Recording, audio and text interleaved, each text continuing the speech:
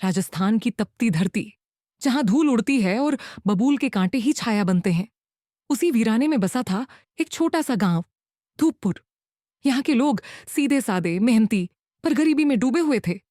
गांव के किनारे एक कच्चा घर था, जहां रहते थे रघुनाथ, उनकी पत्नी शांति और उनका बेटा मनु। रघुनाथ का जीवन खेत और हल तक सीमित था।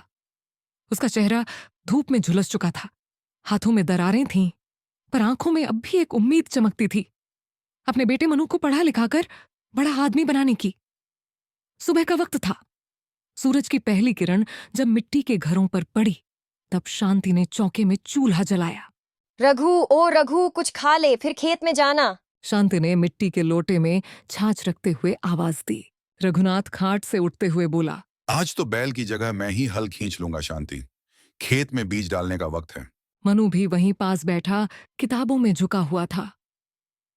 उसकी उम्र मुश्किल से 13 साल रही होगी, पर दिमाग बहुत तेज।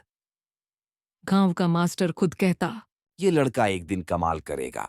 मनु बोला, बाबा, स्कूल में मास्टर जी ने कहा कि जो हालात से डरता नहीं वही इतिहास बनाता है। तू तो मास्टर निकलेगा रे। तेरा बाप तो कभी ककहरा भी नहीं पढ़ पाया, पर तू कुछ बन जाए बेटा, तो मेरी हर थकावट दूर हो जाए। उसी वक्त बाहर से शोर सुनाई दिया। गांव के लोग भागते हुए चौपाल की ओर जा रहे थे।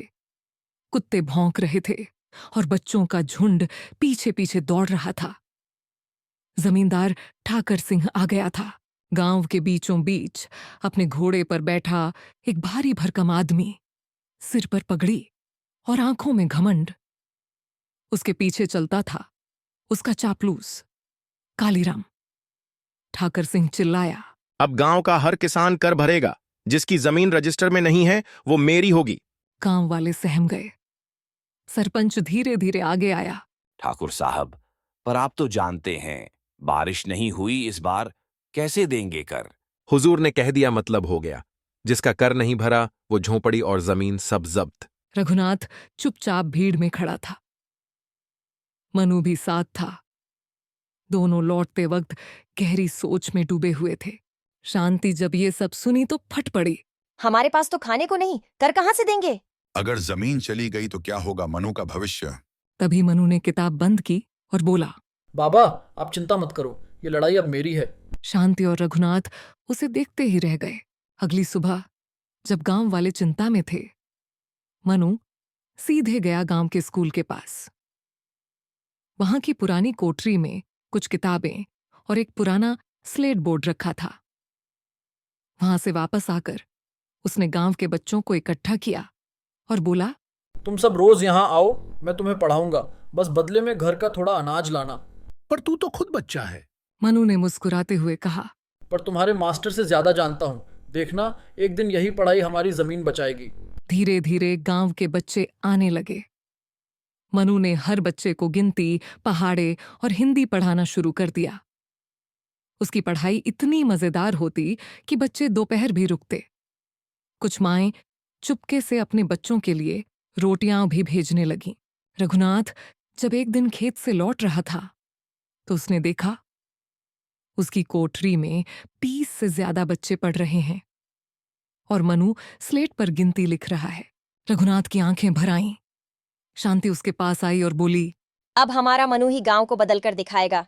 शायद भगवान ने खेत न बचाकर बेटा ऐसा दिया जो सबकी जमीन बचा ले। अगले दिन कालीराम जमींदार के पास दौड़ता हुआ आया। हुजूर, वो मनु नाम का लड़का बच्चों को पढ़ा रहा है। गांव में सब उसी की बात मानते हैं। अब एक कीड़े की क्या औकात जो मेरी बादशाही को चुनौती दे? उसे सबक सिखाना पड़ेगा। गांव में अब एक अलग सी हलचल थी। जहां पहले लोग चुपचाप जमींदार के हुक्म को मानते थे, वहीं अब बच्चों के मुंह से मनु भैया की आवाजें आने लगी थीं। मनु ने बच्चों को पढ़ाना जारी रखा। अब वे सिर्फ गिनती या पहाड़े नहीं, बल्कि हक और अधिकार के बारे में भी जानने लगे थे। जमीन क्या होती है? जमींदार की गुलामी क्यों होती है? ये सवाल अब बच्चों की जुबान पर थे। ये बातें कालीराम के कानों तक पहुंचती रहीं और ठाकर सिंह हगाबूला होता गया। एक शाम मनु स्कूल से लौट रहा था। रास्ते में 2 गुंडे उसका रास्ता रोकते हैं। एक छोटे मास्टर, बहुत पढ़ा लिया, अब खुद पढ़। ठाकुर साहब का हुक्म है, तेरे जैसे चूहे गांव में उछले नहीं। वे मनु को पकड़ने की कोशिश करते हैं, लेकिन मनु झट से पास की झाड़ी में घुसकर भाग जाता है। वो दौड़ते दौड़ते घर आता है, कपड़े फटे हुए, सांसें तेज। बेटा ये क्या हाल बना लिया? बाबा, ठाकुर मुझसे डरने लगा है। अब हम पीछे नहीं हटेंगे। अगले दिन गांव की पंचायत बुलाई जाती है। ठाकर सिंह अपनी बड़ी मूंछों को ताव देता हुआ चौपाल में बैठा था। सरपंच, कालीराम और गांव वाले सब वहां मौजूद थे। ठाकुर गंभीर स्वर में बोला, ये लड़का मनु गांव में विद्रोह फैला रहा है, इसे गांव से बाहर किया जाए। सरपंच कुछ बोलने ही वाला था कि मनु वहां पहुंच गया। ठाकुर साहब, क्या आपने कभी स्कूल की शक्ल देखी है? कभी किताब छुई है? तू मुझे सिखाएगा? मैं तो सिर्फ इतना कहता हूँ, अगर मेरी पढ़ाई गलत है तो गांव वाले ही तय कर लें। मैं 3 दिन में ऐसा सबूत दूंगा कि पढ़ाई खेती से भी ज्यादा उपज दे सकती है। अगर मैं हार गया, मैं खुद गांव छोड़ दूंगा, और अगर जीत गया तो आप कर माफ कर देंगे। ठाकुर साहब, ये सही है। अगर ये लड़का कुछ गलत साबित करे तो दंड दीजिए, वरना गांव को राहत दीजिए।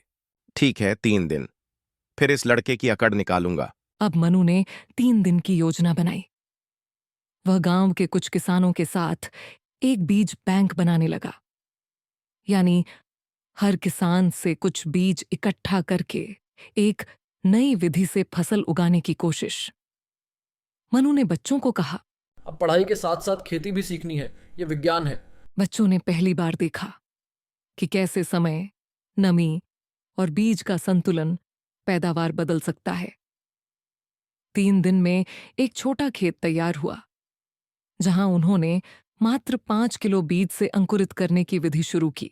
ठाकुर सिंह, कालीराम, सरपंच और पूरा गांव उस खेत पर जमा था। मनु ने बीज की उगती हुई पंक्तियां दिखाईं और बताया कि वही बीज जो सूखी जमीन में गल जाते, अगर ठीक तरह से रखे जाई तो 30% अधिक पैदावार दे सकते हैं। ये सब किताबों में लिखा है ठाकुर साहब, जो स्कूल में मिलता है। जो हम सीखते हैं वही खेत बचाता है। ठाकुर के पास कोई जवाब नहीं था।